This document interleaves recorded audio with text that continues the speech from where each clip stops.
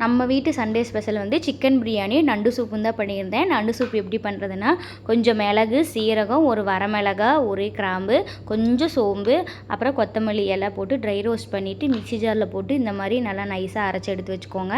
ஒரு துண்டு இஞ்சி, 7 பல் பூண்டு, ஒரு கைப்பிடி அளவு சின்ன வெங்காயம் போட்டு நல்லா நைஸாக அரைச்சி எடுத்துக்கோங்க.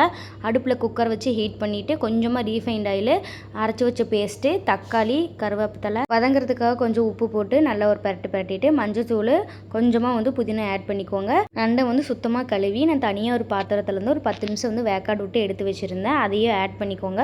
உப்பு 1.5 சொம்பு அளவு தண்ணி ஊற்றிருக்கேன். விசில் போட்டு ஒரு 4 விசில் போல் விடுங்க. சூப்பராக இருக்கும். கண்டிப்பாக ஒரு டைம் ட்ரை பண்ணி பாருங்கள். எந்த ஒரு மசாலாவுமே தேவையில்லை. கடைசியாக பவுலில் எடுத்து கொட்டிட்டு கொஞ்சமாக கொத்தமல்லி தழை போட்டு குடிச்சு பாருங்கள். அட்டகாசமாக இருக்கும். இரும்பல் சளிக்கெல்லாம் வந்து ரொம்ப நல்லது. ட்ரை பண்ணி பாருங்கள். பாஸ்மதி ரைஸில் தான் வந்து பிரியாணி பண்ணியிருந்தேன். தண்ணி அளவாக ஊற்றி பண்ணால் பிரியாணி நல்லா உதிரியாக சூப்பராக இருந்தது. நெக்ஸ்ட் ஒரு வீடியோவில் பார்க்கலாம்.